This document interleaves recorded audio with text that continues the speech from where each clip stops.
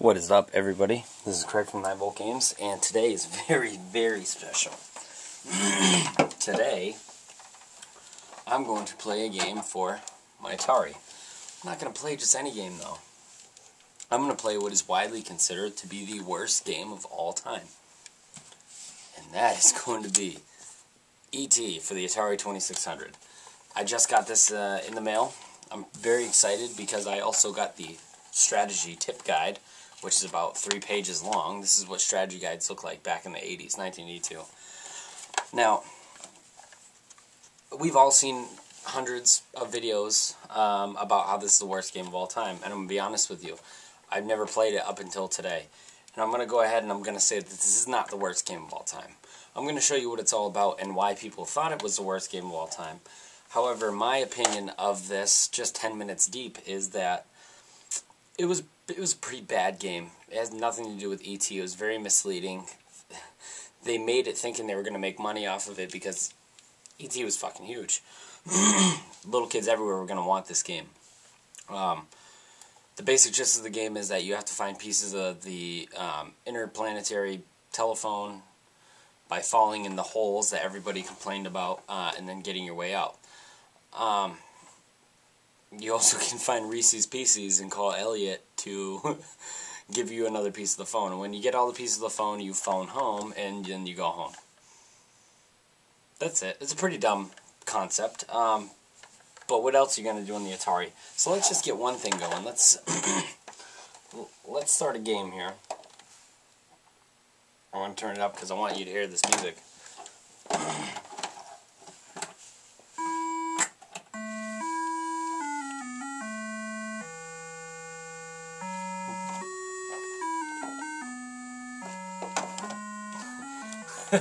Looks more like a gremlin.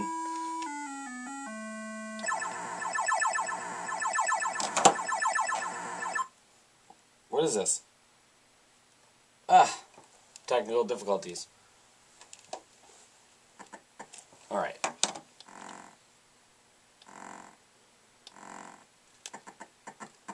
No!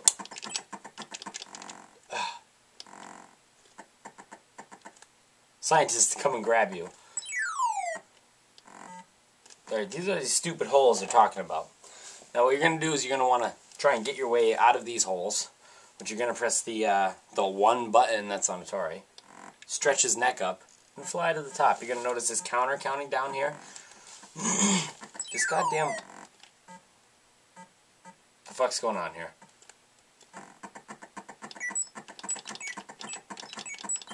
Get out of me, you bitch.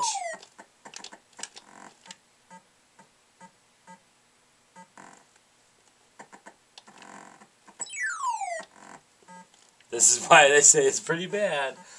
I keep falling in the same hole over and over again. Hold on.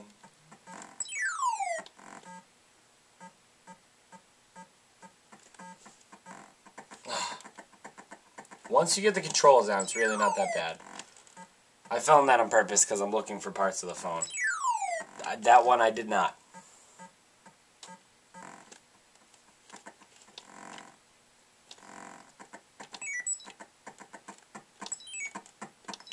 Bitch, get off me. Alright, anyways. That little timer... Get the fuck out of here. Oh, that little timer counts down every time you move. You basically have to beat the game within this time frame. I want to say all this before the fucking guys come and get me. There's 3 difficulties to this game, by the way. There's one that has an FBI man, one that has a scientist, and the one that has nothing but Elliot, which I'm about to go try. Punk?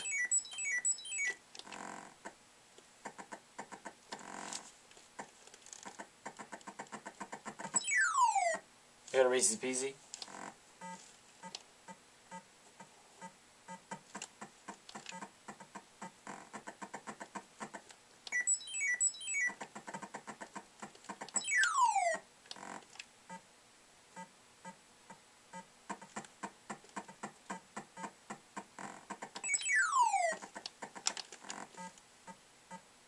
I don't know how many Reese's Pieces I gotta get to call Elliot, but...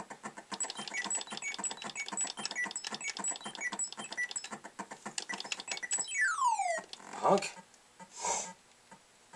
Goddamn scientist. Just want to probe my cavities.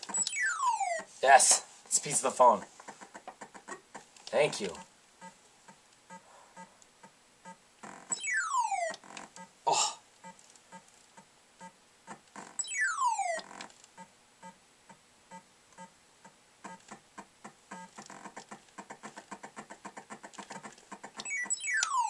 As you can see, it's a little bit over-exaggerated about this game being bad. It's playable. The whole main points of the game are to collect pieces of the phone and collect Reese's Pieces. It's also challenging because you have to do it with this within that time frame. Now, if you have the game on the hardest difficulties, what I'm playing it on right now, which is difficulty 1, you have 2 people constantly coming to grab you. It drains your life faster. So, is this game playable? Absolutely. Are you going to fall in a lot of holes and get frustrated? Sure. It takes time to get acclimated to the controllers. Then again, look at the generation we're in right now. The Atari controller is very inaccurate. Very, very inaccurate. Don't try and tell me it is because you're wrong. I play my Atari all the time. It's very inaccurate. You just gotta get, like I said, you gotta get acclimated to the controller, man. This game is totally playable. Do you want to go back and play it? No. Is it fun to go back and play it? Because everybody has talked shit about how this is the worst game ever. But have you ever really played it? It's fun to go back and play it. It's also fun to have it in your collection because there are so many of these for you to buy that it totally makes me think that these things weren't buried in the desert. But just for clarification, so I can say this, a lot of people think it's a myth that they made, what did they make, 5 million copies of Atari for the 2600. They only sold 1.5 million. So where did the rest go? Well, the rest supposedly got buried in the desert, okay, in Nevada. And people think that's a little far-fetched. It's not. Actually, in New Mexico, there's landfills and deserts that Atari used to dump their stuff into, and then through complaints, I guess they put a large slab of concrete over the games. Not only games, there was systems, too. It was full of copies of E.T., you know, Raiders of the Lost Ark, and the Atari 2600 version of Pac-Man, which was so inferior to the arcade version that they supposedly didn't want kids digging around in there, so they put a thick layer of cement over the dead cartridges. So it's very plausible. Do I think they got rid of that many? Absolutely not. I think they kept a lot because there's a lot of these in circulation. And I think that there's a lot of collectors out there who probably still have this, probably think the same thing I do. But yeah, this game's not that bad, man. To our generation, it's bad.